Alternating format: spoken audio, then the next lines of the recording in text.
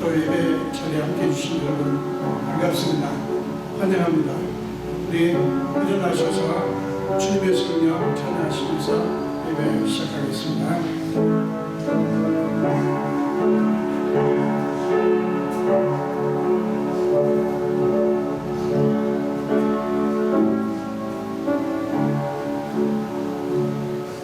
주님의 성령 지금 이곳에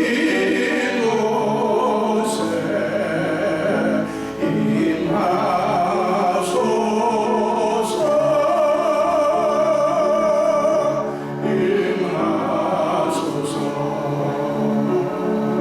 주님의 성령 지금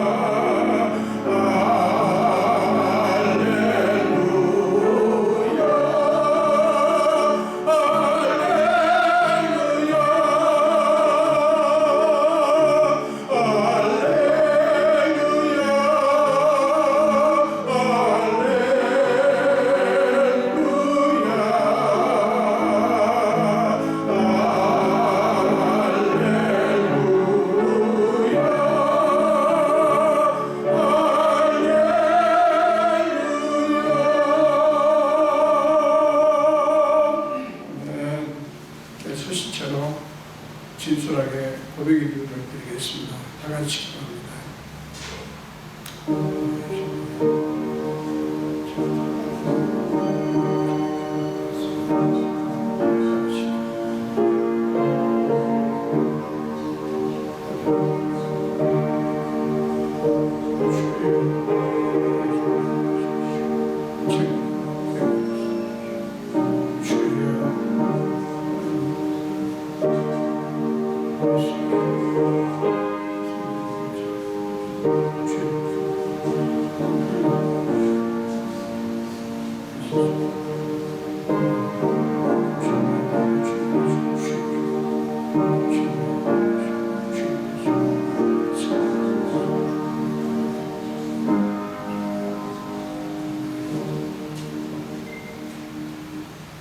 하나님의 용서의 말씀을 들으시기 바랍니다. 내가 내 허물을 빽빽한 구름같이 내 죄를 안개같이 없이 하였으니 너는 내게로 돌아오라. 내가 너를 구속하였습니다. 아멘. 서로신경으로 신앙하도록 합니다. 전능하사 천지를 만드신 하나님 아버지를 내가 믿사오며 그 외아들 우리 주 예수 그리스도를 믿사오니 이는 성령으로 잉태하사 동정녀 마리아에게 나시고 본디오 빌라도에게 고난을 받으사 십자가에 못 박혀 죽으시고 장사기 사관에 죽은 자 가운데서 다시 살아나시며 하늘에 오르사 전능하신 하나님 우편에 앉아 계시다가 저주로서 산자와 죽은 자를 심판하러 오십니다. 성령을 믿사오며 거룩한 공의와 성도가 서로 교통하는 것과 죄를 사하여 주시는 것과 몸이 다시 사는 것과 영원히 사는 것을 믿사옵나이다. 아멘. 앉으셔서 서천수가 285장입니다. 동일천수가는 209장입니다.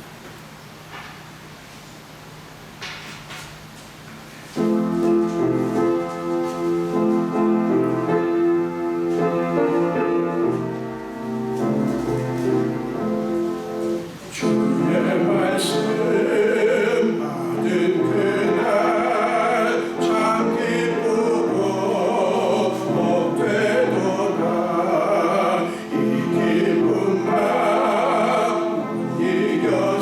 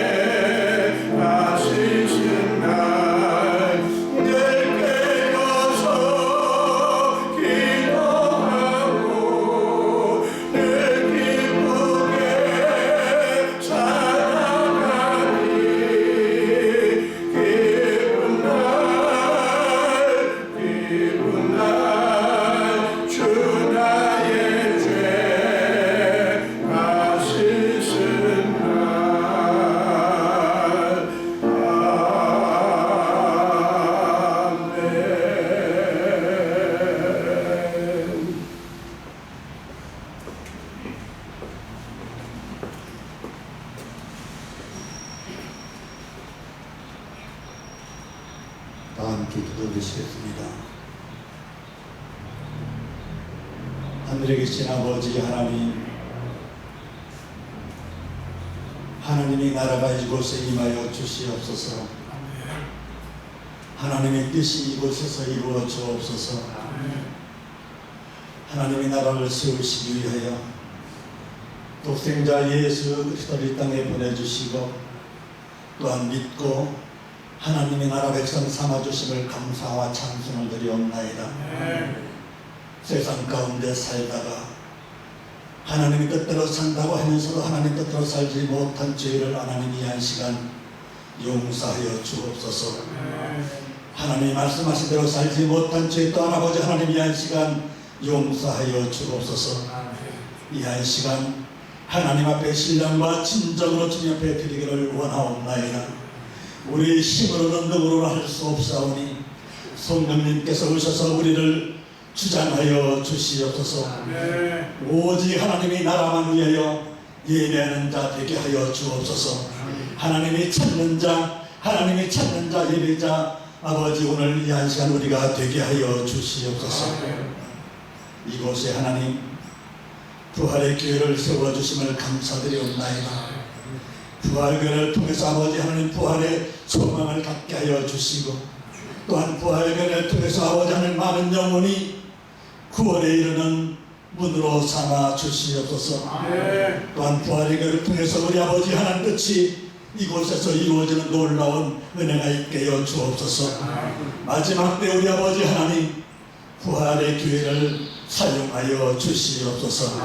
여기까지 오는 동안 우리 아버지 하나님 그 많은 역경과 환난 가운데 있어 싸우나 하나님께서 주장하여 주시사 오늘날 함께 보이게 하심을 감사드리옵나이다. 여기까지 아버지 함께한 교환 일꾼들 아버지 하나님 기억하여 주시옵소서. 세상에서 주지 못하는 크고 큰 비밀을 아버지 하나님 부어 주시옵소서. 좋으신 아버지 하나님 우리 도 대한민국을 아버지 이렇게 간구하옵나이다. 세계 5대한 6대지에게 복음을 전하는 선교사를 전하는 파송된 아버지 조국이 옵나이다. 하나님 파송된 아버지 하나님 선교지마다 우리 아버지 하나님의 능력이 임하게 하여 주옵소서. 하나님의 나라가 세워지게 하여 주옵소서. 많은 영혼의 아버지 하나님 앞에 돌아오는 놀라운 역사가 그곳에서 하나님 이루어지게 하여 주옵소서. 또한 아버지 하나님 우리가 머물고 있는 이곳 이 땅 아버지 하나님 기억하여 주옵소서. 많은 영혼이 아버지 하나님 어디에서 와서 어디로 가는지 알지 못하며 우상과 사신에 얽매여서 아버지 가고 있사옵나이다. 하나님이여 긍휼히 여겨 주시옵소서. 하나님이여 불쌍히 여겨 주시옵소서. 오직 아버지 하나님 백성으로 아버지 하나님의 구원에 이를 수 있도록 하나님이여 도와주시고 인도하여 주시옵소서. 아버지 한 시간 아버지 말씀을 듣기를 아버지 하나님 원하옵나이다. 말씀을 듣는 중에 아버지 하나님 만나 주시옵소서. 말씀이 아버지 하나님 예리하여 우리 영과 혼과 불수를 쪼개고도 남는 말씀으로 채워주시옵소서. 또한 찬양 중에 아버지 하나님 영광 받아 주시옵소서. 아버지 하나님 영광 받아 주시옵소서. 또한 기도로 간구할 때 아버지 하나님 응답하여 주셔서 기쁨이 단위 2배가 될 수 있도록 놀라운 복으로 임하여 주시옵소서. 또한 예배를 돕는 아버지 하나님 귀한 손길들 아버지 있사오니 그 손길도 우리 아버지 하나님 기억하시고 복을 나누어 주시옵소서. 감사를 드리옵고 우리를 구원하신 우리 구주 예수 그리스도 이름으로 기도드리옵나이다. 아멘. 아멘.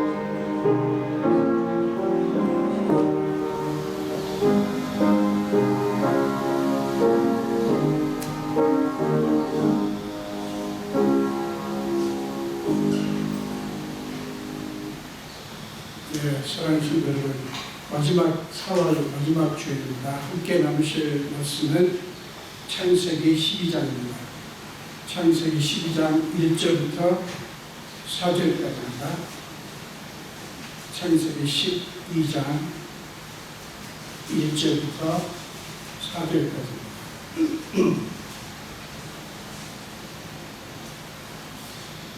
한 목소리로 함께 읽겠습니다. 여호와께서 아브라함에게 이르시되 너는 너의 고향과 친척과 아버지의 집을 떠나 내가 너에게 보여줄 땅으로 가라. 내가 너를 큰 민족을 축복을 이루고 네게 복을 주어 내 이름을 창대하게 하나니 너는 복이 있을지라. 너를 축복하는 자에게는 내가 복을 내리고 너를 저주하는 자에게는 내가 저주하리니 땅의 모든 족속이 너로 말미암아 복을 얻을 것이라 하시니라. 이에 아브라함이 여호와의 말씀을 따라갔고 롯도 그와 함께 갔으며 아브라함이 하란을 떠날 때에 75세였더라. 아멘. 한 번 더 기도하겠습니다. 예수님 보십시오. 저는 죄인입니다. 그러나 하나님이 말씀을 전하라고 하셨기에 순종하고 말씀을 들고 하나님 앞과 주님이 사랑하시는 자녀들 앞에 섰습니다. 성령님이시여 저를 불쌍히 여기사 제게 임하사 종의 입술을 성령의 불로 찢어주시고 정하게 하사 하나님의 말씀이 온전히 선포되게 하여 주옵소서. 감사드렸고 예수님 이름으로 기도합니다. 아멘. 네, 여러분 오늘 함께 읽으신 공독하신 말씀도 하나님이 우리를 부르신 까닭이라고 하는 제목으로 함께 은혜를 나누겠습니다. 여러분 본문은 우리 모두에게 굉장히 익숙한 말씀이죠. 여러분 딱 이 본문을 읽으시니까 어떤 느낌이 드십니까? 지금 목사님께서 이 말씀 하시려고 하시는구나 라는 생각이 딱 들죠. 우리한테 축복의 통로가 들어가고 하시는구나 이 말씀이 딱 드실 겁니다. 그만큼 오늘 본문은 여러분에게 익숙한 하나님이 아브라함을 부르신 이야기입니다. 저는 이 부르신 이야기를 통해서 우리 자신의 부르심의 의미를 함께 나누려고 합니다. 여러분 마음을 여시고요. 제가 똑같은 말씀을 드리려고 쓴 것은 아닙니다. 마음을 여시고 말씀의 귀를 기울이셨으면 좋겠습니다. 여러분 1절을 보십시오. 너는 너의 고향과 친척과 아버지의 집을 떠나 내가 네게 보여줄 땅으로 가라. 지금 하나님은 아브라함에게 한편으로는 떠나라고 하시고 다른 한편으로는 가라고 하십니다. 그가 떠나야 할 까닭은 뭡니까? 이유는 뭡니까? 그가 반드시 가야 할 곳이 있고 있어야 할 곳이 있는 거예요. 그러니까 아브라함이 왜 아브라함에게 지금 이곳을 떠나라고 하고 내가 너한테 보여줄 땅으로 가라고 하냐. 바로 하나님께서 아브라함이 반드시 가야 할 곳, 있어야 할 곳이 있는 거예요. 여러분, 저와 여러분도 지금 조국을 떠나서 이렇게 멕시코 오셨지만 영적으로 우리는 매 순간 이것을 생각을 해야 됩니다. 우리는 계속 떠나고 가는 작업을 해야 돼요. 신앙적으로 계속해서 떠나고 가는 우리가 있어야 할 곳, 우리가 가야 할 곳이 있기 때문입니다. 여러분 신앙생활 할 때 문제가 뭡니까? 계속해서 우리는 우리 자신도 모르게 우리 마음이 그리고 우리 삶이 우리의 생각이 심지어는 우리의 몸도 있어야 할 곳이 아닌 곳에 있고 가야 할 곳이 아닌 곳에 가고 반대로 있어야 할 곳에는 있지 않고 우리 마음이 우리 영혼이 가야 할 곳에는 있어야 할 곳에는 없고 엉뚱한 곳에 있는 경우가 있는 거예요. 제가 오늘 그것을 먼저 여러분에게 말씀드리면서 이제 말씀을 풀어가도록 하겠습니다. 이 엄청난 프로젝트, 이 계획은 사실은 즉흥적으로 이루어진 게 아니에요. 하나님이 오래전부터 준비하신 것입니다. 에덴 동산에서 아담과 하와가 범죄하는 그때부터 가죽옷을 지어 입으실 그때부터 하나님은 준비하셨어요. 떠나라 가라고 하신 하나님은 아브라함에게 약속의 말씀을 주십니다. 여기 2절과 3절 보세요. 2절과 3절입니다. 저는 현대인의 성경으로 읽겠습니다. 2절과 3절을 화면에서 비춰주시기 바랍니다. 현대인의 성경을 읽겠습니다. 내가 너를 큰 민족의 조상이 되게 하고 너를 축복하여 네 이름을 크게 떨치게 하겠다. 너는 다른 사람에게 복을 끼치는 자가 될 것이다. 너를 축복하는 자를 내가 축복하고 너를 저주하는 자를 내가 저주할 것이니 땅의 모든 민족이 너를 통해 복을 받을 것이다. 이 놀라운 약속을 주십니다. 여러분, 저는 먼저 이 말씀을 풀어가면서 가장 먼저 이 부르심 자체, 이 불러주신 자체의 의미를 한번 살펴보도록 하겠습니다. 여러분, 하나님이 왜 아브라함을 부르셨을까? 그 의미를 먼저 생각해 보겠습니다. 그것은 뭐냐면 하나님이 아브라함과 어떤 특별한 관계를 맺고 싶어 하신다는 것을 보여주는 거예요. 하나님이 아브라함과 어떤 특별한 관계를 맺고 싶어 하시는 거예요. 그래서 이렇게 하나님이 아브라함을 부르시는 거예요. 여러분, 하나님께서 왜 저와 여러분을 불러서 믿게 하시고 하나님의 자녀가 되게 하신 줄 압니까? 우리와 특별한 관계를 맺고 싶어 하십니다. 여러분 이거 잊지 마십시오. 자, 결론부터 말씀드립니다. 우리를 일이나 시키려고 부르신 게 아니에요. 일이 중요합니다. 그러나 일이 먼저가 아니고 우리와 관계를 맺기 위해서. 여러분, 왜 결혼하셨습니까? 그냥 밥이나 해주고 돈이나 벌어다 주고 그런 사람 되게 하려고 아내를 맞이하시고 남편을 맞이했습니까? 그게 아니에요. 특별한 관계를 맺고 함께 웃고 함께 울고 그러려고 여러분 사랑하시고 결혼하신 거 아니에요? 그죠? 하나님이 저와 여러분과 특별한 관계 그거를 맺고 싶어서 부르신 거예요. 여러분, 이것이 아브라함의 부르신 이야기의 핵심입니다. 이거 잊지 마십시오. 이게 아브라함을 왜 부르셨는가 핵심적인 목적이에요. 이게 핵심이에요. 뭐라고요? 아브라함과 특별한 관계를 맺기 원하십니다.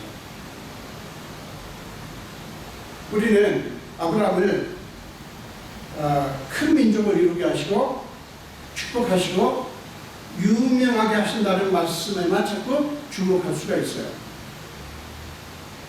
아브라함을 그렇게 큰 민족을 이루게 하시고 그렇게 축복을 하시고 그렇게 유명 인사가 되게 하시고 참 좋네. 여러분, 그것만 우리는 주목할 수가 있어요. 근데 하나님의 부르심의 진짜 목적은 그 다음에 나오지 않습니까? 그래서 뭐예요? 그를 다른 사람에게 복을 끼치는 자가 되게 해서 땅의 모든 민족이 그를 통해서 복을 받는 거예요. 그러니까 하나님의 소원은 어디냐면 땅의 모든 민족이 복을 받는 거예요. 그런데 하나님은 그 일을 자신의 목적을 이루시기 위해서 아브라함을 부르시고 그래서 아브라함으로 하여금 다른 사람에게 복을 끼치는 자가 되게 해서 그러면 아브라함이 다른 사람에게 복을 끼치는 자가 될 거 아니에요? 그러면 결과적으로 모든 민족이 아브라함을 통해서 복을 받게 되는 거예요. 자, 그렇게 말씀하시고 하나님은 아브라함에게 특별한 권세를 부어주십니다. 너를 축복하는 자를 내가 축복하고 너를 저주하는 자를 내가 저주한다. 이게 무슨 소리냐면 아브라함을 축복하는 것은 하나님을 축복하는 것이고 아브라함을 저주하는 것은 하나님을 저주하는 것으로 간주하시겠다는 거예요. 여러분, 우리 그리스도인데 특권이 이겁니다. 우리를 축복하는 것은 하나님을 축복하는 거예요. 우리를 저주하는 것은 하나님을 욕하는 겁니다. 여러분, 사실은 우리가 엄밀하게 따지자면 우리가 열받을 필요가 없는데 우리 자꾸 열받죠. 그죠? 우리가 나를 공격하고 욕하면 우리 자신이 열을 받는데 여러분, 좋습니다. 저도 뭐 어쩔 수 없더라고요. 화가 나더라고요. 근데 그렇게 생각하세요. 이 사람들이 지금 뭘 모르고 하나님의 아들이고 딸인 나를 저주하네, 나를 축복하네. 그러니까 축복한다고 해서 의기양양할 것도 아니고 저주한다고 해서 기가 죽을 것도 아니에요. 그들이 나를 축복하고 나를 저주하는 게 아니에요. 하나님을 축복하고 하나님을 저주하는 것입니다. 이 특권은 목회자, 주의 종에게만 해당되는 게 아니에요. 여러분에게도 똑같이 해당됩니다. 여러분이 하나님의 자녀이기 때문에. 그렇기 때문에 함부로 여러분 서로 우리 믿는 자들끼리 저주하고 그러면 안 돼요. 그거요, 하나님을 저주하는 거예요. 이거 무서울지 모르기 때문에 마구 해야 되는 거예요. 여러분, 아브라함에게 주신 특권이 이거예요. 우리에게 주신 특권도 그렇고요. 자, 그런데 여러분, 아브라함을 부르신 그 부르심의 이야기의 중요성이 오직 이것, 즉 다른 사람에게 복을 끼치는 자가 되는 것, 그것뿐일까요? 우리가 그것만 강조하고 우리도 그런 사람이 되자 라고 외치면 그만일까요? 여러분들 지금까지 익숙한 게 이겁니다. 여기 아주 귀가 닳도록 들으셨을 거예요. 하나님에게 왜 저와 여러분에게 복을 줬냐?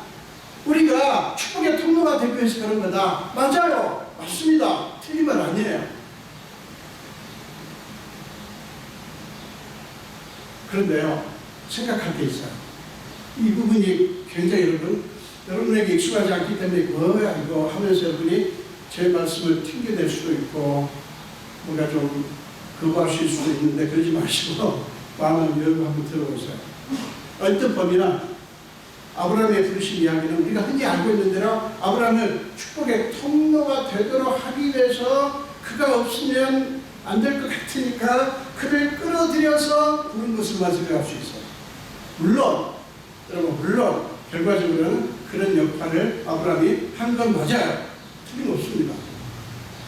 그렇지만 아브라함 이야기의 핵심적인 중요성은 다른 데 있어요. 이걸 여러분들이 오늘 제 설교에서 주목하셔야 돼요. 아브라함의 부르심의 이야기는 우리 영혼을 깨우는 영적인 자명종 역할을 한다는 것입니다. 아브라함 이야기는, 부르심 이야기는 우리의 영혼을 깨우는 영혼의 자명종 역할을 한다. 여러분, 아브라함 이야기는 우리에게 두 가지 질문을 던지고 그 두 가지 질문에 대한 올바른 답을 갖기를 요구합니다. 자, 첫 번째 질문이 뭐냐면 하나님의 자녀인 우리는 하나님 앞에서 누구인가? 어떤 사람인가? 저와 여러분은 하나님 앞에서 누구인가? 어떤 사람인가? 이 질문 첫 번째 질문이고요. 다른 하나 질문은 우리는 하나님의 자녀로서 이 세상에 무엇을 해야 되는가? 무엇을 해야 되는가? 라는 질문이에요. 자, 여러분, 우리가 신앙생활을 한다고 하는 것은 우리 스스로에게 이 두 가지 질문을 계속해서 던지고요. 나는 하나님 앞에서 누구인가? 어떤 사람인가? 지금 나는 영적으로 어디에 있는가? 내 영적 상태는 어떤가? 나는 지금 뭐지? 라고 하는 것과 내가 지금 이 세상에 살면서 무엇을 하고 있는가? 내가 지금 하고 있는 일이 뭔가? 또 무엇을 해야 되는가? 이 질문을 계속해서 던지고 그에 대한 성경적인 올바른 답을 찾아내고 그리고 거기에 순종하는 것을 의미합니다. 그게 신앙생활이에요. 그게 우리는 끊임없이 이 질문을 해야 돼요. 그리고 답을 계속 확인을 해야 돼요. 그래, 나는 이런 사람이지. 그래, 나는 이런 사람이야. 그래, 나는 이런 일을 해야 돼. 이게 내가 하나님의 자녀이기 때문에 해야 될 일이야. 라는 것을 계속 확인합니다. 여러분, 그런데 우리에게 이 질문이 아예 없거나 혹은 그 질문에 대한 답이 잘못되었을 때 생기는 문제가 무엇인지 아십니까? 우리의 신앙생활이 이기적인 신앙생활이 되고 기복적인 신앙생활이 되고 하나님의 뜻과 전혀 상관없는 자기 도취에 빠진 신앙생활을 하게 될 위험성이 매우 큰 것입니다. 심각한 영적 착각 현상을 일으키게 됩니다. 영적인 착각 현상. 여러분, 많은 분들이 영적으로 착각하면서 있습니다. 우스갯소리가 있잖아요. 지옥에 갔더니 어머야 저 목사님도 와 계시네. 어머야 저 성도도 와 계시네. 그렇다고 그러잖아요.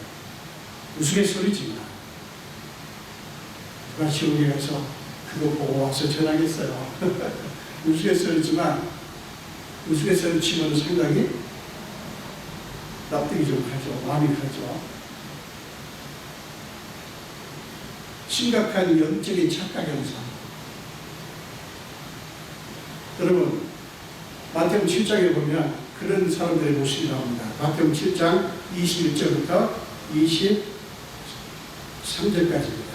마태복음 7장 21절에서 23절까지입니다. 나더러 주여 주여 하는 자마다 다 천국에 들어갈 것이 아니요 다만 하늘에 계신 내 아버지의 뜻대로 행하는 자라야 들어간다.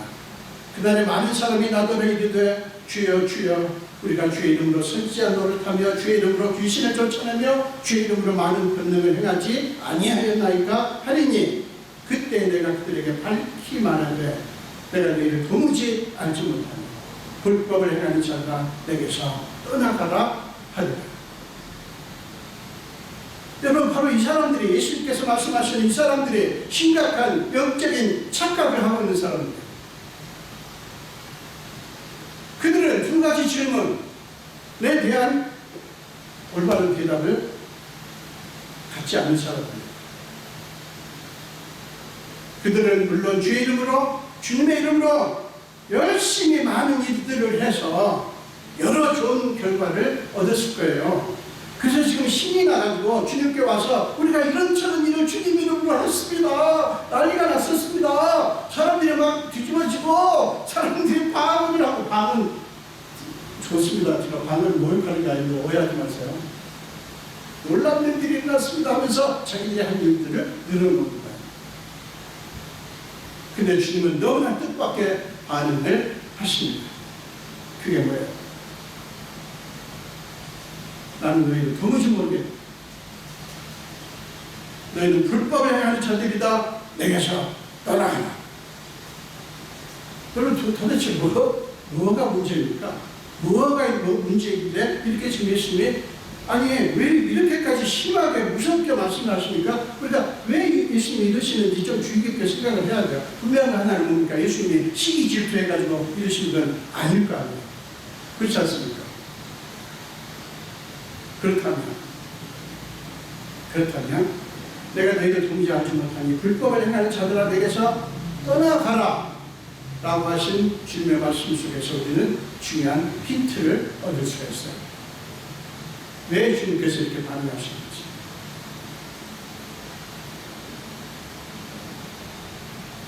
그렇기 때문에 우리가 주님이 내가 너희를 도무지 알지 못한다는 말씀이나 불법을 행하는 자들이라고 하신 말씀을 아는 게 매우 중요합니다. 그건 이거예요. 이런 거예요. 너희가 한 일들은 나의 마음, 나의 뜻과 거리가 멀다. 그러니까 너희는 나의 일을 한 게 아니다. 그래서 너희는 지금 신이 나서 야단이지만 나는 마음이 괴롭다 라는 말씀입니다. 여러분, 나중에 돌아가셔서 여러분 그 이사야서 1장 1절부터 17절까지 꼭 읽어보세요. 거기 보면 하나님께서 이스라엘 백성들에게 이런 식으로 말씀합니다. 야, 나의 백성들아, 내가 너희가 지금 나한테 제물을 바치고 예물을 드리고 월삭과 절기를 지키고 제사를 지내고 내가 질렸다. 가져오지 마라. 가져오지 마라. 그 냄새도 싫다. 나는 너희가 드리는 제물이 괴롭다. 이렇게 말씀하신 장면이 나와요. 제가 여기 좀 시간이 너무 걸릴 것 같아서 제가 읽지 않고 여러분에게 읽어달라고 부탁을 드리는 겁니다. 집에 가셔서 또 읽어보세요. 많은 크리스천들이 가장 흔하게 범하는 실수가 뭔지 아세요? 지금 여러분들이 주님을 위해서 하고 있는 일에 대한 주님의 뜻, 주님의 마음에 대한 깊은 고민하지 않고 이게 지금 하나님이 원하시는가? 작년에는 그렇게 했는데 다른 교회에서도 그렇게 했고 다른 사람도 그렇게 하는데 지금 이 일을 나한테 또 우리 교회에 맡기셨는가? 하나님께서 그렇게 원하시는가? 이 고민을 하지 않고 기존의 신앙적인 관습대로 그렇게 하는 거예요. 그게 오늘날 그리스도인들이 가장 흔히 범하는 실수예요. 여러분, 우리는 지금 이 순간에도 하나님 제가 일을 할 예정이지만 할 뜻입니까? 제가 우리 교회가 이걸 해야 됩니까? 하나님 뜻이 무엇입니까? 저도 계속 묻습니다. 계속 묻어요. 제가 2019년 와서 제가 원하는 것들이 있었어요. 그래서 막 밀어붙이고 했어요. 제가 이제 안 밀어붙입니다. 왠지 아세요? 일이 되는 게 문제가 아니라 그 일에 하나님의 역사심이 있는가가 없는가가 중요하기 때문이에요. 우리가 교회가 많이 실수하는 게 그거예요. 막 교회는 이런 곳이야. 이런 거 해야지 돼. 맞아요. 맞는데 그래도 한번 물어야 되지 않아요? 하나님과 함께 고민 좀 해야 되지 않습니까? 이거 안 하고 하는 일이 오늘날 얼마나 많은지 몰라요. 오해하지 마세요. 일을 하지 마자는 게 아니에요. 합시다. 그런데요, 저도 고민을 하자고요. 영적인 고민을 하자고요. 여러분, 우리가 주님과 교회를 위해서 열심히 섬기는 게 얼마나 귀하고 아름답습니까? 우리가 주님을 위해서 이런저런 일들을 하는 자체가 여러분 사실 놀라운 은혜예요. 그러나 여러분 우리가 절대로 잊어서는 안 될 게 있습니다. 결코 잊어서는 안 될 게 있어요. 그게 뭡니까? 모든 것이 주님을 기쁘시게 하고 나를 기쁘게 하는 것이 아니라 나의 만족을 위한 것이 아니라 주님을 기쁘시게 하고 그분에게, 우리에게가 아니라 나에게가 아니라 그분에게 영광이 되는 것이어야 하는 거 아닙니까? 여러분 잘 아시죠? 그죠? 여러분 잘 아시는 거예요.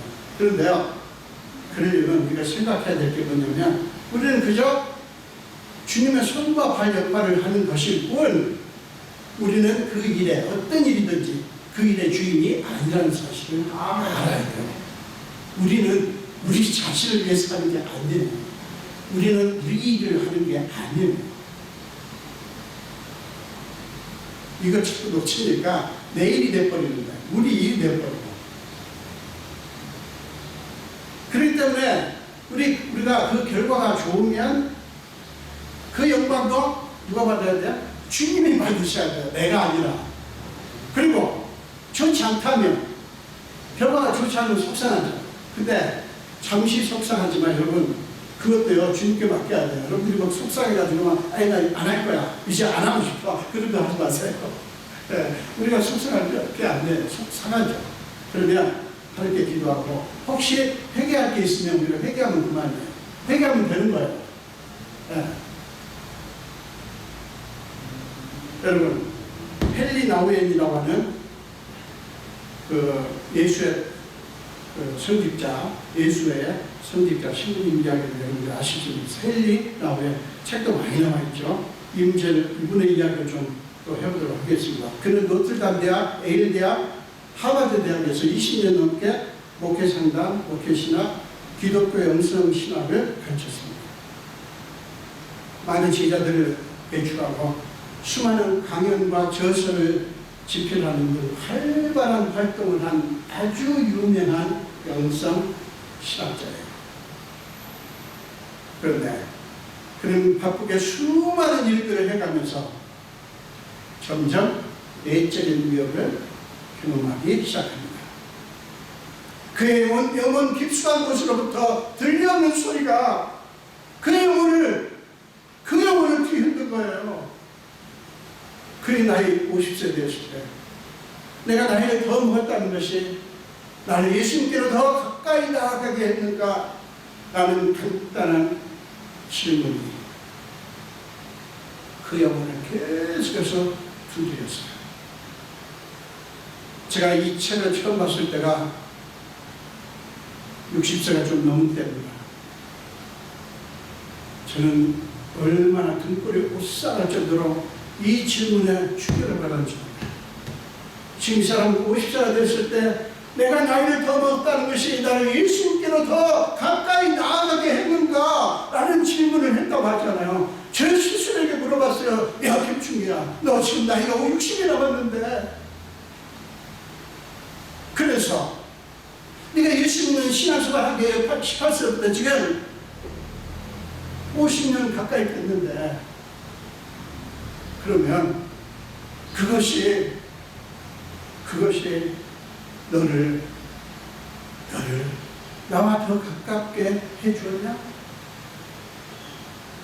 여러분, 우리는 그저 무조건 뭐가 돼야 되고요, 무엇을 얻어야 되고요, 그저 우리의 인생 목표를 세워놓고 인생 목표를 놓고 믿습니다 하는 거, 이거 이루어 주십시오라고 하는 게 믿음인 줄 알아요. 그것도 믿음이지만 여러분, 되는 게 능사 아니에요. 우리는 그것이 여러분을 하여금 예수님과 더 가깝게 해주는 것이 아니면 여러분 얻는 게 아니에요. 여러분, 이게 얼마나 심각하고 중요한 질문인지 아십니까?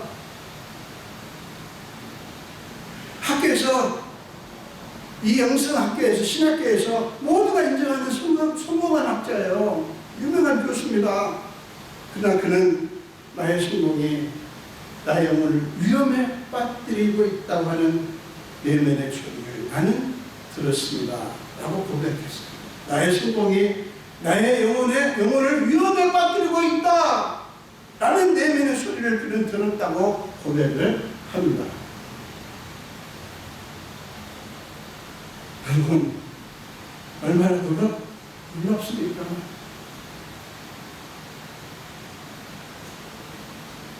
그는 처절한 영혼의 싸움 끝에 그는 결국 하버드 대학을 떠나서 나누시 공동체에 속한 데이브레이크라고 하는 정신지체 장애인 공동체로 들어갑니다. 그리고 거기서 단 6명의 장애인들과 함께 남은 생을 같이 삽니다.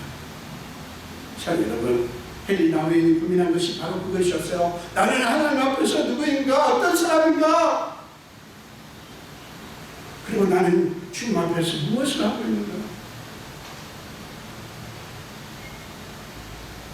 여러분, 헨리 나우엔의 이 이야기는 우리가 예수 믿는 이 신앙생활의 핵심이 뭔가를 고민하게 만들어줍니다. 그가 정신지체 장애인 공동체로 들어가서 6명의 장애인들과 사는 그 삶은 지극히 단순한 삶이었어요. 지극히 단순한 삶이었어요. 그러나 거기에서 삶은 그 어느 때보다 예수님과 더 가까워진 삶이었다고 그는 고백을 합니다. 세계적인 학자였던 겁니다. 수많은 세계 각국을 다니면서 강연을 하고 학생을 가르쳤던 그 학자였던 겁니다. 거기서 하는 일이라고는 데이브레이크 그 정신지체 장애인 공동체에서 하는 일이라고는 하루 종일 몸과 마음이 상한 그들과 함께 있는 보잘것없고 숨겨진 삶이었어요. 하는 일이라고는 알아듣지도 못한 자기 학설이, 자기의 강의가 통하지 않는, 자기가 얼마나 유명한 학자고 이것도 아무런 의미가 없는 그런 삶이었어요. 그러나 거기서 그는 이 일을 통해서가 아니라 오직 주님 앞에 잠잠히 머물렀어요. 주님 숨기는 벽을 배웠다고 얘기합니다. 이 일을 통해서가 아니라 예수님 앞에 잠잠히 머무는 것으로, 예수님 앞에 잠잠히 머무는 것으로 주님을 숨기는 법, 이걸 배웠다는 것입니다. 참, 여러분, 하나님이 떠나라고 하신 아브라함의 고향 친척 아버지의 집은 어떤 곳입니까? 그곳은 그에게 익숙한 곳이고 모든 것이 예측 가능한 곳이고 두려워하거나 불안해할 필요가 없는 평안하고 안정된 곳이에요. 그렇죠? 그 아버지, 본토 친척 아버지는 그렇게 편안해요. 익숙해요. 아무 문제가 없어요. 그래, 여러분 잘 들으십시오. 그곳은 하나님과 아무런 관계가 없는 곳이었어요. 하나님과 아무런 관계가 없는 곳이었어요. 그런데 하나님은 그에게 그곳을 떠나 내가 너에게 보여줄 땅으로 가라고 지시하십니다. 여러분, 무조건 떠나고 가신 것이 아니라 하나님이 보여주실 땅으로 가라고 하셔요. 그러니 여러분, 그러니 아브라함은 어떻게 해야 됩니까? 아브라함은 어떻게 해야죠? 계속 하나님을 주목해야 하는 거예요. 어느 지역을 미리 말씀한 것도 아니에요. 내가 너한테 가르쳐 주겠대, 보여주겠대요. 그런데 아직 보여주진 않았어요. 그러면 아브라함은 어떻게 해야 돼요? 계속 하나님께 하나님을 주셔야 돼요. 하나님의 손짓, 하나님의 말씀, 하나님의 어떤 사인을 계속 들여다봐야 돼요. 주목을 해야 돼요. 자, 여러분 어떻습니까? 이 아브라함의 삶이 어떻습니까? 그리고 지금 아브라함에게 가라고 하는 곳은 낯선 곳이에요. 아브라함한테 매우 낯선 곳이고 불확실한 곳이고 불안하고 불편한 곳이에요. 그러나 그곳은 하나님과 깊은 관계가 있는 곳이에요. 그것은 하나님과 관계가 아니라 하나님이 계시는 곳이에요. 고향 친척 아버지의 집은 하나님 없어도 괜찮은 곳이에요. 하나님이 함께 하시고 인도하시지 않으셔도 아무 문제가 없는 곳이에요. 자기가 알아서 다 할 수 있는 곳이에요. 아무 문제가 없다니까요. 하나님한테 묻지 않아도 되고 하나님과 동행 안 해도 돼요. 그러나 하나님이 보여주신 땅은 한 걸음 한 걸음 하나님의 인도하심을 따라 살아야 할 곳이에요. 여러분, 어떤 삶이 좋습니까? 어떤 곳이 좋습니까? 많은 그리스도인들이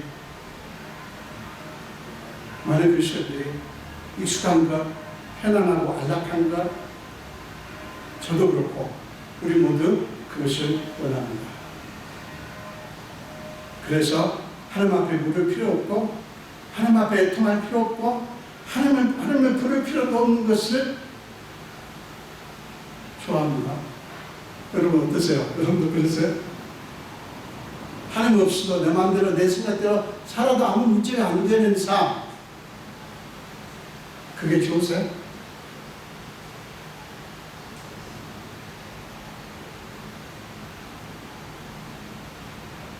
여러분, 주님은 마태복음 28장 20절에서 볼지어다 내가 세상 끝날까지 너희와 항상 함께 있습니다. 이렇게 말씀하셨어요. 이게 뭔지 아세요? 우리와 함께 있고 싶어 하시는 우리 주님의 마음을 보여주는 거예요. 아멘. 이거 약속이에요. 그런데 약속을 받은 우리가 에이, 하나님 괜찮아요. 예수님 괜찮아요. 나 예수님과 함께 안 있어도 돼요. 여기 너무 좋아요. 예수님이 안 가르쳐도 되고 인도 안 하셔도 여기 참 좋아요. 저리 가세요. 나중에 필요하면 부를게요. 그런 삶이 아니라 주님 우리한테 약속하셨어요. 그 말은 뭐예요? 너희가 항상 나와 함께 있으면 좋겠다. 이거거든요. 사랑하는 아가서를 통해서 그 의미를 좀 더 깊이 들어가 보겠습니다. 아가서 7장입니다. 11절과 12절입니다. 아가서 7장 11절과 12절입니다.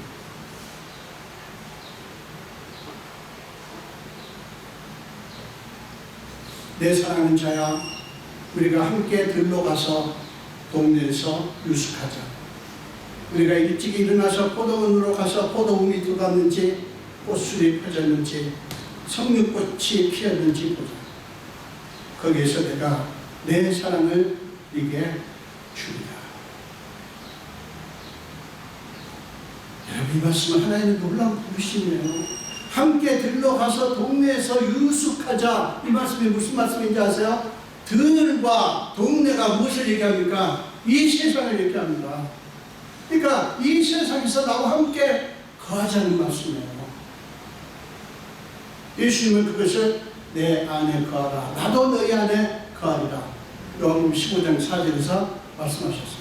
그러니까 하나님이 아브라함을 부르실 때 하나님은 아브라함아, 나와 함께 거하자, 나와 함께 있자, 나와 함께 살자, 나와 함께 웃고 함께 울자, 그리고 나와 함께 다른 사람에게 복을 끼치는 일을 하자, 나와 함께.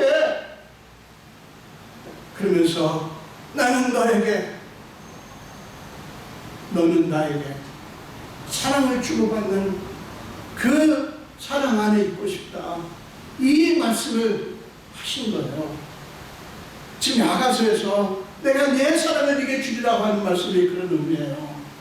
하나님이 이걸 우리에게 원하십니다. 사랑하는 여러분, 하나님이 아브라함과 함께 거하시고 함께 하나님의 일을 하시면서 사랑하는 것, 하나님이 아브라함과 함께 거하시고 함께 일을 하시면서 서로 사랑하는 것, 그것이 아브라함을 부르신 핵심적인 목적이었어요. 그러니까 일이 아니라 함께하는 것이 부르심의 핵심이었다는 말씀입니다. 헨리 나우엔이 가르치고 연구하고 강연을 하고 책을 쓰는 바쁜 일을 하면서 많은 일들에 파묻힌 나머지 예수과의 관계가 멀어져 가는 것을 느끼며, 이게 복이죠, 이게 축복이죠. 이 양반은, 이 헨리 나우엔은 그걸 느낀 거예요. 느낀 거예요. 예수님과 나의 관계는 점점 멀어지네. 나는 더 유명해지고 더 많은 책을 쓰고 더 많은 강연 스케줄이 잡혀있고 더 많은 사람들이 나를 존경하지만 예수님과의 관계는 멀어지고 있네. 이걸 느낀 거예요. 이걸 느끼는 게 최고의 축복이에요. 이것도 어떤지도 모르고 두고 가자는 사람들이, 그걸 느끼면서 하버드의 교수직을 내려놓고 떠난 까닭이 그거였어요. 주님과의 관계를 위해서 주님과 함께 가고 함께 일하고 함께 호흡하며 주님의 사랑 안에서 살기 위해서 헨리 나우엔은 그렇게 한 거예요. 자, 여러분, 하나님 우리를 하나님의 자녀로 부르신 것은 세 가지입니다. 우리와 하나님이 함께 거하시고 싶어 하시는 거예요. 그리고 다른 사람에게 복을 끼치는 일을 우리와 함께 하고 싶어 하시는 거예요. 그리고 하나님께서는 하나님의 사랑을 우리와 함께 나누고 싶어 하십니다. 이게 목적입니다. 이게. 그렇기 때문에 하나님이 우리를 부르셨다는 이 사실 자체가 사실은 얼마나 놀라운 은혜고 축복인지 몰라요. 그래서 바울은 갈라디아서 2장 20절에서 이렇게 고백을 했어요. 내가 그리스도와 함께 십자가에 못 박혔나니 그런즉 이제는 내가 사는 것이 아니요 오직 내 안에 그리스도께서 사시는 것이다 라고 자랑스럽게 고백을 했습니다. 참, 여러분, 제가 이제 미국에 있는 동안에 여러분에게 제가 설교를 통해서 팔복을 강의를 할 텐데요. 그때도 말씀을 또 하겠지만, 소개를 하겠지만, 오늘 먼저 데니엘 고틀릭이라고 하는 분에 대해서 소개를 하겠습니다. 데니엘 고틀릭. 이분은 심리학자요, 임상 심리 의사요, 가족문제 치료 전문가예요. 이분 이야기를 소개하려고 합니다.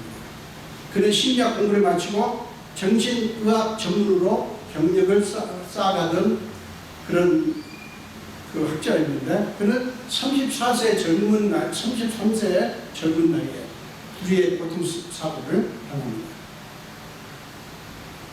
자기 아내와의 결혼 10주년 기념 이 선물을 사러 가다가 교통사고를 만나요. 아니, 다른 일도 아니고 자기 아내 결혼 10주년 지금 예물을 사러 가다가 얼마나 기가 막힌 일입니까? 교통사고를 당해가지고 척추에 손상을 입습니다. 그래가지고 전신 마비 상태가 됩니다. 설상가상 짧은 기간 동안에 아내와 누나 그리고 부모님까지 세상을 떠나는 아픔을 경험합니다. 그 모든 것 때문에 그는 얼마나 기분 절망에 빠졌겠어요. 좌절합니다. 자기 스스로 자기란 생각까지 합니다. 내가 이렇게 전신마비 상태로 살아갈 수 있을까?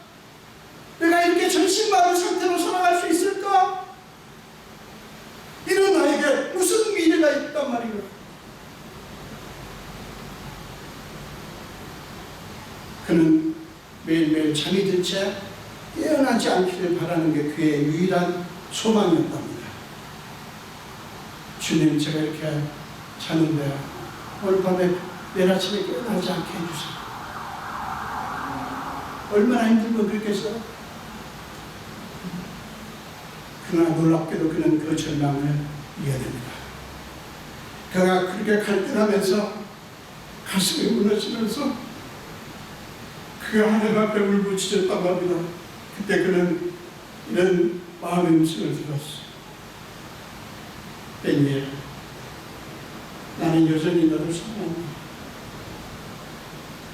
내가 너와 함께 있겠다. 내가 여전히 너를 사랑한다. 나는 너와 함께 있겠다. 이 음성을 자기 속에서 들었어요. 그러면서 떠오른 생각이, 나는 여전히 살 수가 있겠구나. 그래가지고 특수장비와 함께 휠체어에 앉아서 사람들을 올려다보면서 상담을 할 수밖에 없었지만 그는 그럼에도 불구하고 자기가 할 수 있는 일을 찾는 거예요.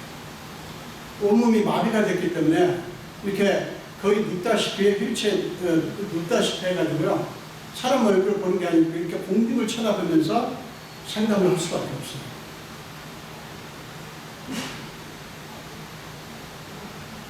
그런데다가 다니엘 고틀립은 태어난 지 이제 겨우 14개월 된 자기의 외손자 샘이 자폐 판정을 받게 됩니다. 자폐하라는 거예요. 어쩜 이렇게 불행의 연속으로 닥쳐올 수 있어요? 자기 외손자, 자기 딸의 지금 전 아들이 14개월 되는 해에 자폐 판정을 받는 거예요. 그래서 이 다니엘 고틀립은 그를 생각하며 얼마나 가슴이 무너졌겠어요. 그래서 그는 삶의 인생의 소중함을 담은 편지를 그에게 쓰기 시작합니다. 아직은 믿지 못하지만 그가 자라서 나중에 외할아버지의 편지를 받기를 원해서 편지를 쓰기 시작합니다. 외손자 샘의 미래를 생각하며 그를 축복하는 마음을 담은 사랑의 편지였어요. 여러분, 그것이 샘에게 보내는 편지라는 그의 첫 번째 책입니다. 샘에게 보내는 편지. 여러분 꼭 구입해서 읽어보시기 바랍니다. 그 책 속에는 어느 날 말할 수 없는 삶의 고통과 시련을 겪은 데다가 사랑까지 잃고 울부짖는 한 여인을 상담한 이야기가 나옵니다. 그 이야기를 그가 한 말 그대로 제가 읽어드리겠습니다. 그녀는 내 두개골에 박혀있는 나사모, 소변 위에 흘러나오는 관, 링거 같은 것에 아랑곳하지 않았다. 그녀는 바로 앞에서 자기 고통을 듣고 있는 사람의 끔찍한 고통에 대해서는 관심조차 없었다. 그녀에게는 자신의 고통이 전부였고 오직 고통받는 자신을 내가 도와주기만을 바랐다. 그런데 말이다, 샘. 그녀에게 귀 기울이다 보니 나도 모르는 사이에 내 고통이 느껴지지 않는 것이었다. 비관적인 내 처지도 잊을 수 있었다. 사고 이후 처음 있는 일이었다. 그때 나는 오로지 그녀의 고통에 집중했고 그녀만을 걱정하고 있었다. 내 얼굴이 천장을 향하도록 고정되어 있었기 때문에 곁에 앉은 그녀의 얼굴을 볼 수는 없었다. 그러나 영혼을 어루만지는 신비스러운 목소리로 내 마음속에 들어온 그녀는 지금도 내 삶 속에 선명하게 남아있다. 그녀가 떠난 뒤에 나는 내가 그녀에게 도움이 되었다는 걸 깨달았다. 그리고 그 순간 나는 전신마음으로도 살아갈 수 있으리라고 하는 것을 깨달았다. 사랑을 잃고 절망에 빠진 낮은 목소리가 내게 들려주었다. 아직도 내가 세상에 쓸모있는 존재라고 말한다. 나를 아는 모든 사람들이 내게 살아야 할 가치가 충분하다며 용기를 내라고 설득했다. 하지만 정작 내게 그 깨달음을 준 사람은 내게 절실하게 도움을 요청한 낯선 사람이었다. 그날 밤 그녀와 나는 서로를 살려낸 것이다. 쌤에게 보낸 편지 90페이지에 91페이지 나와 있습니다. 참 여러분, 하나님은 우리를 살리시고 우리와 함께 하시려고 우리를 부르셨어요. 우리는 하나님과 함께 살아갈 존재이고요, 하나님과 함께 하나님 나라를 이루어갈 존재입니다. 우리를 그렇게 하나님이 함께 하시길 원하셔요. 그러니까 우리가 주님을 위해서 뭔가를 하는 것은 하나님이 우리와 함께 하시길 원하시는 하나의 방식이에요. 얼마나 놀랍습니까? 바로 그 존재의 의미를 회복하시려고 하나님이 저와 여러분을 부르셨어요. 참 여러분, 우리가 그 부르심에 바르게 응답하는 것은 헨리 다우엘처럼 우리의 이기적인 욕심을 내려놓고 예수님 자신에게 몰입하는 것입니다. 우리가 주님께 몰입할 때 우리 안에 있는 이기적인 욕심들은 자연스럽게 떨어져 나갈 것입니다. 우리가 그런 것을 떨어내서가 아니라, 사람은 그렇게 말합니다. 다 죄의 문제를 해결하고 주님께 나가십시오. 맞는 말씀 같지만 여러분, 죄의 문제를 우리가 해결할 수 있냐고요. 하나님의 은혜가 임해야 되지 않습니까? 우리가 주님께 몰입하고 주님의 은혜가 우리한테 부어질 때에 그 역사가 일어나는 거예요. 순서가 잘못됐다고 제가 여러 번 말씀드리는 것입니다. 참 여러분, 기억하십시오. 천국과 행복은 속에 있는 것이 아니에요. 하나님의 함께함이 있습니다. 아멘. 하나님의 함께하심이 있어야 우리는 진정으로 성공한 것이고 행복한 거예요. 여러분, 다 이루어도 예수님 없으면 이룬 게 아니에요. 그것을 위해서 주님은 우리를 부르셨어요. 참 여러분, 예수님이 요한복음 15장 4절에서 내 안에 거하라고 부탁하셨어요. 우리 그 예수님 안에 거하시기를 바랍니다. 그분 안에 거합시다. 그럴 때 우리 삶은 우리가 사는 삶이 아니라 갈라디아서 2장 20절에서 바울이 고백했듯이 그렇게 할 때 우리는 이제 우리가 사는 삶이 아니에요. 주님이 우리 안에서 사시면서 주님의 일을 하시는 삶이 돼요. 여러분, 이게 얼마나 놀라운지 모릅니다. 그렇게 되면 어떻게 됩니까? 우리는 자연스럽게 어떤 일을 하게 됩니까? 다른 사람들에게 복을 주시는 삶을 살 수 있게 돼요. 자연스럽게 그렇게 됩니다. 그렇게 돼요. 자, 여러분, 저는 우리 빠르게 성도 여러분들이 정말 주님 앞에 몰입하고 헨리 나우엔이 고민했듯이 그런 고민을 하면서 날마다 주님 앞에 몰입하는, 주님 앞에 집중하는 그런 삶이 되시길 축원합니다. 그렇게 될 때 하나님의 은혜가 우리를 사로잡습니다. 우리는 하나님의 은혜의 덩어리가 됩니다. 말을 해도 하나님의 은혜가 쏟아져 나오고요, 주님을 섬겨도 하나님의 은혜가 쏟아져 나올 것이고요, 무엇을 해도 하나님의 은혜가 쏟아져 나올 것입니다. 이게 얼마나 축복입니까? 이런 축복된 저와 여러분이 되시길 간절히 축원드립니다. 기도하겠습니다. 예수님 감사합니다. 오늘도 생명 주시고 저희 전으로 불러주시고 함께 말씀을 나누게 하신 주님, 우리가 뭔데 우리를 불러주셨습니까? 우리가 뭔데 우리에게 이런저런 일을 맡겨주셨습니까? 아버지야, 우리는 오늘 말씀을 통해서 하나님이 우리한테 무엇을 원하시는가를 확인했습니다. 아버지, 우리는 때로 몰랐습니다. 우리가 열심히 일을 잘해야 하나님이 기뻐하시는 줄 알았습니다. 그래서 일은 축원하고 했지만 하나님이 나와 함께하는 사실을 찾고 있고, 내가 최고의 축복이 내가 하나님과 함께 있는 것이라는 사실을 찾고 잊어버릴 때가 있습니다. 용서해 주시옵소서. 아버지야, 우리가 날마다 우리 삶이 어떻게 되든 상관없이 주님이 함께 하신다고 하는 그 말씀, 내 안에 거하라고 말씀하신 예수님 안에 충실하게 거하는 우리가 되게 하여 주옵소서. 그래서 우리 삶이 자연스럽게 모든 사람에게 복을 끼치는 그런 아름다운 삶이 되게 하여 주시옵소서. 감사드리고 예수 이름으로 기도합니다. 아멘.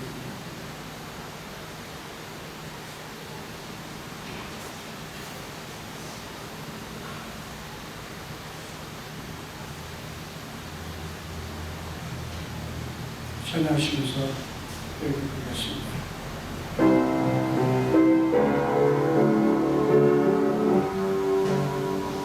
사랑합니다. 나의 주님.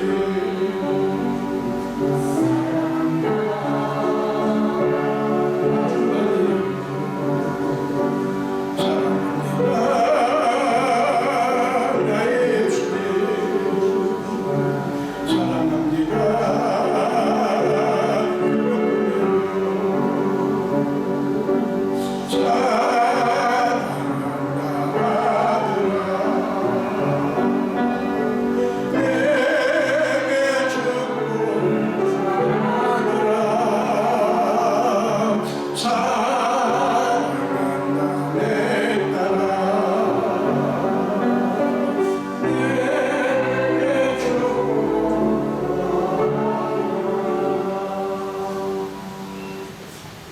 예수님 감사합니다.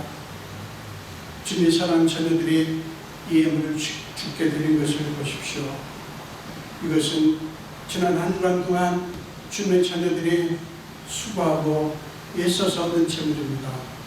이것을 주님께 그 일부를 드립니다. 하나님, 이 성도들의 삶을 아시는 주님, 지난 한 주간 동안 이것을 위해서 얼마나 수고하고 마음 졸이고 있었는지 아시는 주님, 그들의 마음속에 소원까지 낱낱이 아시는 주님이시여, 주님의 사랑하는 자녀들이 오니 주님의 방식대로 주님의 수준대로 저들을 마음껏 축복해 주시되, 특별히 소득 중에서 10분의 1은 주님의 것이라고 믿고 구별하여 11조를 드린 분들, 말라기 3장 10절에서 주님의 친히 하신 약속대로 저들의 삶의 창고가 넘치게 하여 주시옵소서. 감사드리고 축복하며 예수 이름으로 기도합니다.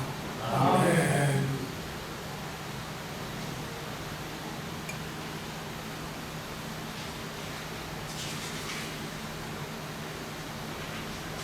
제가 이제 오늘 화요일날 미국에 갔다가 지금 짧으면 5주, 길면 6주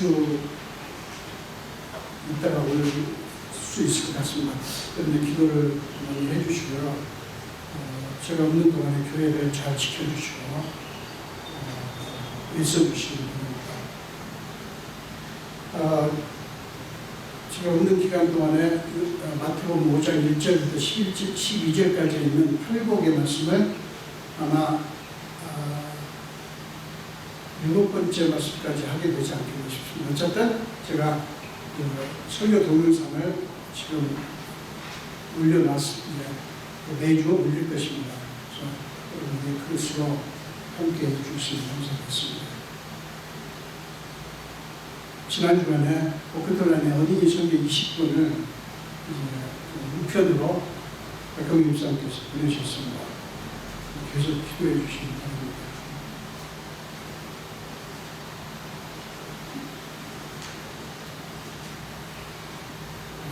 네, 일어나셔서 제가 놓친 광고 있으면 봅시다. 네, 일어나셔서 442장 참석하셨습니다.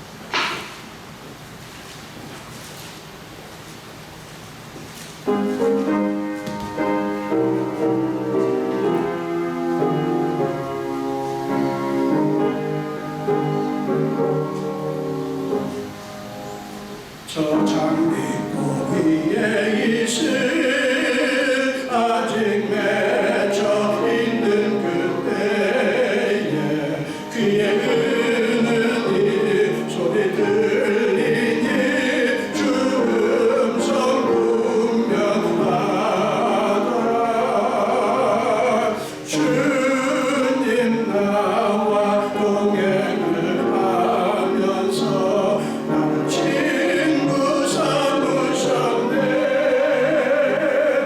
우리 서로 받은 그 기쁨은 알 사람이 없도다. 그 정한 주의 음성 우는 새도 잠잠케 한다. 내게 들리던 주의 음성이 그 뒤에 쟁쟁하다.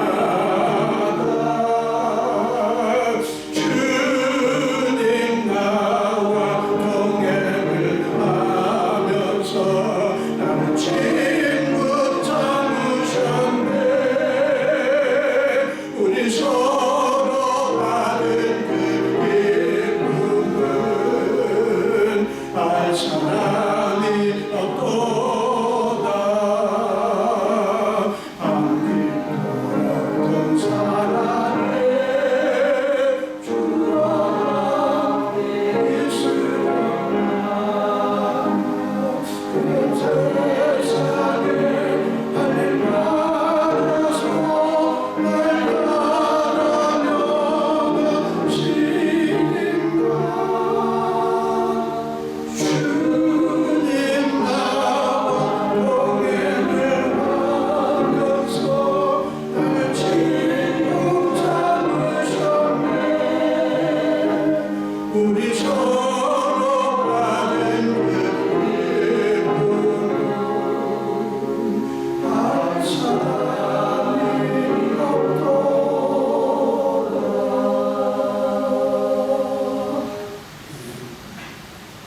기도하겠습니다. 지금은 우리 주 예수 그리스도의 크신 은혜와 하나님 아버지의 지극하신 사랑하심과 우리 삶 속에 기꺼이 들어오셔서 우리의 모든 무거운 짐과 연약함까지 다 짊어지시고 날마다 우리 위해서 탄식함으로 간구하시는 성령님의 감화, 각도, 역사하시며 오늘 예배를 드리며 특별히 말씀을 듣고 이제 우리와 함께 입으셔서 함께 일하시고 싶으셔서 사랑을 함께 나누고 싶으셔서 우리를 부르신 주님의 그 은혜 보좌 앞에 날마다 엎드리고 주님 만나기 위해서 주님 얻기 위해서 온전히 주님 앞에 몰입하기로 작정하는 우리 성도들 머리 위와 우리 온 교회 위에 지금부터 영원토록 함께 하시기를 간절히 축원하옵나이다. 아멘.